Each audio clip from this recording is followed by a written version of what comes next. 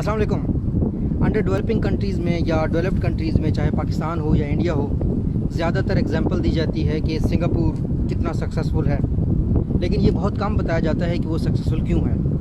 आज मुझे एक सिंगापुर की करेंसी से एक बात समझ आई है कि सिंगापुर इतना सक्सेसफुल क्यों है। मैं आपको वो करेंसी दिखा देता हूँ। ये सिंगापुर के 2 USD हैं सिंगापुर के, और अगर आप इसके बैकग्राउंड को देखेंगे यहाँ पे, ये मैं आपको दिखा देता हूँ। यहाँ पे अगर आप देख लें तो यहाँ पे, बल्कि ये आप देख रहे हैं, ये एजुकेशन लिखा हुआ है और ये क्लासरूम बना हुआ है जिसमें बच्चे क्लास में पढ़ रहे हैं। यहाँ पे एजुकेशन लिखा हुआ है, यहाँ पे मेरी उंगली है, और यहाँ पे बच्चे क्लासरूम में पढ़ रहे हैं।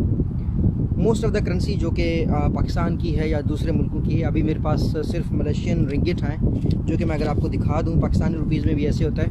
यहाँ पे एंड पे हम 1 रुपया बताते हैं कि ये 1 रिंगिट इसकी वैल्यू है। बच्चे यहाँ पे स्पोर्ट्स ग्राउंड में खेल रहे हैं अगर मलेशियन रिंगिट को देखा जाए।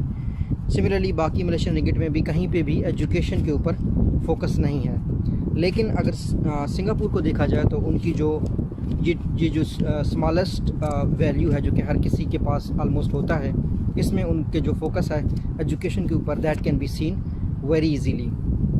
यहाँ पे एजुकेशन लिखा हुआ है, शायद आपके पास उलट आ रहा हो, और यहाँ पे उन्होंने क्लासरूम बनाया हुआ है जहाँ पे बच्चे पढ़ रहे हैं। तो ये इनकी रूट में है। इसके अलावा जो दूसरी बात है वो ये है कि सिंगापुर इंतहाई क्लीन सिटी है। स्मार्ट सिटी होने के बावजूद इट्स अ क्लीन सिटी, और उसकी वजह ये है कि जो उनका दूसरी करेंसी है उसमें वो ग्रीन सिटी का पीछे उनका करेंसी के ऊपर लोगो है। अब ये 2 सिंगापुरियन डॉलर्स हैं, ये हर किसी के पास होते हैं।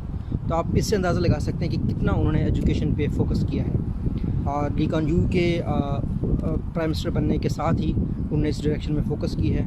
अभी वहाँ सारे लोग एजुकेटेड हैं, और इतने छोटे से मुल्क को कहा जाता है कि उसका जो पासपोर्ट है वो सबसे ज़्यादा पावरफुल है। अगर आपके पास सिंगापुर का पासपोर्ट हो तो आप कहीं पे भी जा सकते हैं। उनके यहाँ सफाई का इतना इंतज़ाम है कि यूरोप और USA के लोग आके हैरान रह जाते हैं कि किस तरीके से रोड के ऊपर वो कुछ थ्रो करने नहीं देते। अगर आप कुछ गलती से थ्रो करते हैं उसी टाइम आपको फ़ाइन किया जाता है। This is something which can be found in their thinking, कि उनकी जो थिंकिंग थी उसमें फ़र्स्ट चीज़ एजुकेशन थी, which can be observed in their currency. That's what I wanted to share.